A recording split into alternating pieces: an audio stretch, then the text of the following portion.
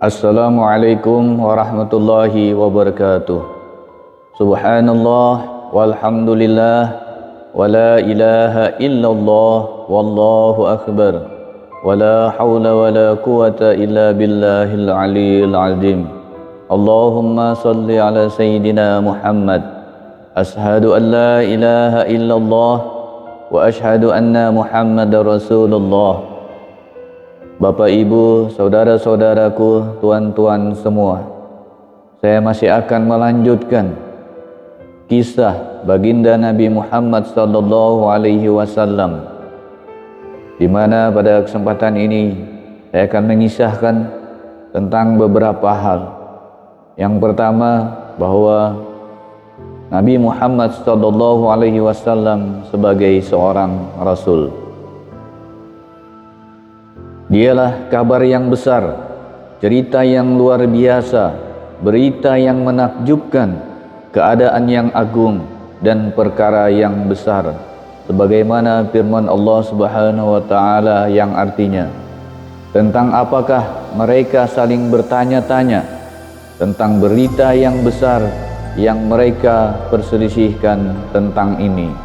Quran Surat An-Naba. Sang pengutusnya adalah zat yang hak.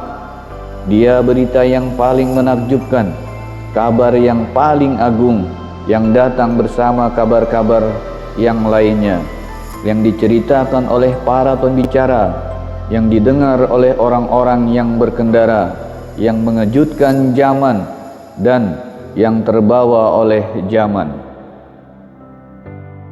Sejarah terus berulang dan hati terus berlalu, maka cerita pengutusan Nabi Muhammad sallallahu alaihi wasallam tidak tertutup kegelapan, tidak hilang tertiup angin, dan tidak tertutup kebingungan. Sungguh kisah tersebut adalah kisah yang menyeberangi lautan, menjelajahi daratan, diturunkan ke dunia seperti hujan, dan muncul seperti terbitnya matahari. Dia merupakan kumpulan cahaya. Apakah cahaya itu samar? Allah Subhanahu wa taala telah berfirman yang artinya, mereka ingin memadamkan cahaya Allah dengan mulut tipu daya mereka, tetapi Allah justru menyempurnakan cahayanya walau orang-orang kafir membencinya. Nabi SAW membenarkan hal tersebut. Ia bersabda, perumpamaan petunjuk dan ilmu yang aku diutus oleh Allah dengan hal tersebut adalah seperti hujan. Nabi Muhammad SAW diutus untuk menyembah Allah yang Maha Esa, yang tiada sekutu baginya. Dia diutus untuk mengesahkan Allah Subhanahu wa taala, menegakkan kalimat La ilaha illallah Muhammadur Rasulullah di muka bumi, membenarkan yang hak dan menyalahkan yang batil. Dia diutus dengan inti ajaran yang murni, agama yang lurus, agama yang bagus, dan syariat yang toleran. Dia diutus dengan keadilan, kebaikan, dan memberi sedekah kepada kerabat dekat. Dia diutus dengan keindahan, salam, kebaikan, cinta, kebahagiaan, kesolehan, keamanan, dan keimanan. Dia diutus dengan bersuci, solat, zakat, puasa, haji, jihad, serta amar ma'ruf nahi munkar. Dia diutus dengan hal-hal yang agung, akhlak yang mulia, tabiat yang baik, dan kumpulan keagungan. Dia diutus untuk menghilangkan syirik, menghancurkan patung-patung, merobohkan berhala-berhala, memberantas kebodohan, memerangi kezaliman, menghancurkan kebatilan, dan menghilangkan keburukan. Maka tidak ada kebaikan kecuali ia menunjukkannya, dan tidak ada keburukan kecuali ia berhati-hati darinya. Allah Subhanahu wa taala yang mendidik akhlak Nabi Muhammad sallallahu alaihi wasallam maka baiklah pendidikannya. Dialah manusia yang paling baik akhlaknya, paling benar perkataannya, paling lurus jalannya, paling benar beritanya, paling adil hukumnya, paling suci pakaiannya, paling bersih perjalanan hidupnya, paling utama ketenangannya, paling banyak memberi, paling murah hati, paling bersih hatinya, paling bertakwa kepada Tuhannya, paling takut kepada Tuhannya, paling memahami umatnya, paling mengasihi, paling bersih tempat tumbuhnya, paling mulia keturunannya, paling berani hatinya, paling tetap surganya, paling sempurna hajatnya, dan paling bagus jiwa, nasab, akhlak dan agamanya. Dialah yang paling bagus sifatnya, bercahaya wajahnya, dekat pada setiap hati dan kekasih bagi setiap jiwa. Dia menghaluskan tabiat, memudahkan jalan, memberkahi keadaan, luhur kemuliaannya dan disertai keagungan. Pada wajahnya terdapat cahaya risalah dan pada bibirnya terdapat senyum kecintaan. Ia adalah yang hidup hatinya, yang peka perasaannya, yang agung kecerdasannya, yang brilian pendapatnya, dan yang menundukkan panca indera dengan kebaikan. Temannya bahagia bersamanya, kawan karibnya merasa nikmat bersamanya, dan sahabatnya merasa puas dengan keadaannya. Ia menyukai keoptimisan dan membenci kelengahan. Ia selalu memaafkan, dermawan, lebih kaya daripada angin yang bertiup, lebih mulia dari hujan yang lebat, dan lebih indah daripada purnama. Ia melapangkan manusia dengan akhlaknya, menyelimuti orang-orang dengan karamahnya, dan membahagiakan manusia dengan dakwahnya.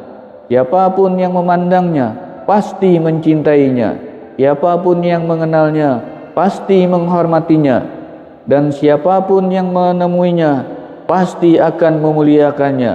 Kata-katanya meresap pada setiap kalbu, dan kelembutannya menenangkan setiap jiwa. Allah Subhanahu wa taala telah menetapkan harinya, maka ia tidak menjadi sesat. Allah Subhanahu wa taala telah menuntun kata-katanya, maka ia tidak menjadi bodoh. Allah Subhanahu wa taala menjaga matanya, maka matanya tidak pernah berkhianat. Allah Subhanahu wa taala telah membaguskan lisannya, maka ia tidak pernah keliru. Allah Subhanahu wa taala telah menuntun agamanya, maka ia tidak pernah tersesat. Allah Subhanahu wa taala juga telah mengurus urusannya, maka urusannya tidak pernah sia-sia. Dia yang selalu ditolong, dia dijaga dan diberkahi. Sebagaimana firman Allah Subhanahu wa taala yang artinya, dan sesungguhnya kamu benar-benar berbudi pekerti yang agung, maka disebabkan rahmat dari Allah lah kamu berlaku lemah lembut terhadap mereka. Nabi Muhammad SAW pun bersabda, sesungguhnya orang yang paling takwa dan paling ma'rifat kepada Allah di antara kalian adalah aku. Sebaik-baiknya kalian adalah yang paling baik terhadap keluarganya, dan akulah orang yang paling baik di antara kalian terhadap keluarganya. Sesungguhnya aku diutus untuk menyempurnakan akhlak. Maka Maha Suci Zat yang telah memilih, menentukan, mengurus, melindungi, memelihara dan mencukupinya. Disebabkan segala ujian, maka menjadi baguslah pengalamannya. Agamanya adalah Islam, agama yang suci, agama yang moderat, agama kebahagiaan dan keselamatan, dan agama yang paling dicintai di sisi Allah Subhanahu wa taala. Sebagaimana firman Allah dalam surat Ali Imran ayat 85 yang artinya, Barang siapa mencari agama selain agama Islam, maka sekali-kali tidaklah akan diterima agama itu darinya, dan dia di akhirat termasuk orang-orang yang merugi. Agama Islam datang untuk melepaskan berbagai macam beban dan belenggu dari umat. Agama Islam adalah agama yang mudah dan dimudahkan, luas dan komprehensif serta sempurna.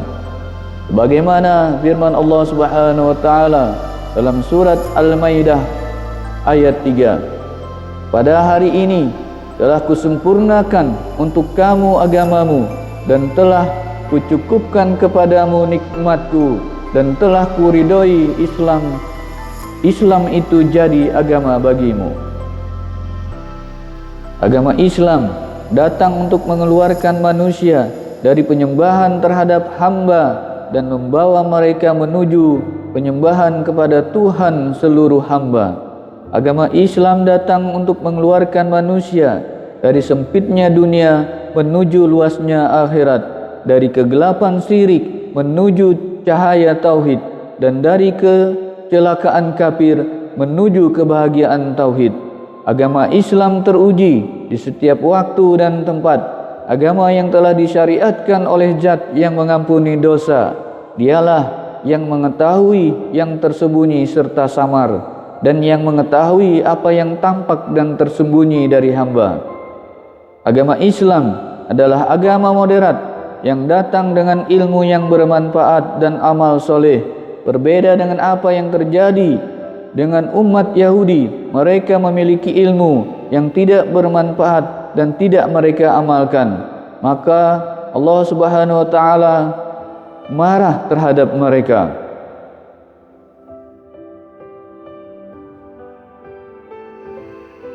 Rasulullah sallallahu alaihi wasallam diutus sebagai seorang yang ummi.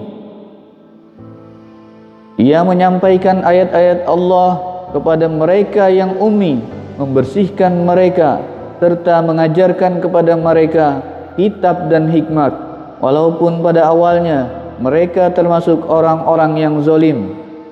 Datanglah agama ini dengan mengharamkan dusta dan perkataan, bohong dalam kesaksian, zalim dalam hukuman, lalim dalam kekuasaan, curang dalam timbangan, aniaya terhadap manusia, mengadu domba orang lain, dan membahayakan diri serta manusia lain.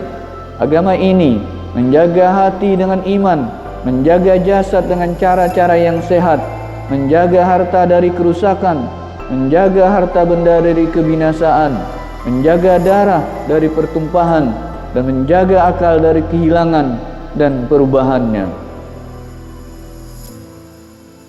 Bapak Ibu, saudara-saudaraku, tuan-tuan semua, demikianlah bacaan yang singkat ini tentang kisah baginda Nabi Muhammad sallallahu alaihi wasallam yang terus akan selalu kita dengar dari masa ke masa, dan nanti akan kita lanjutkan kisah ini di episode mendatang. Mudah-mudahan cerita kisah singkat ini membawa hikmah bagi kita semua dan untuk menumbuhkan kecintaan kita kepada baginda Nabi Muhammad sallallahu alaihi wasallam. Demikian, wassalamualaikum warahmatullahi wabarakatuh.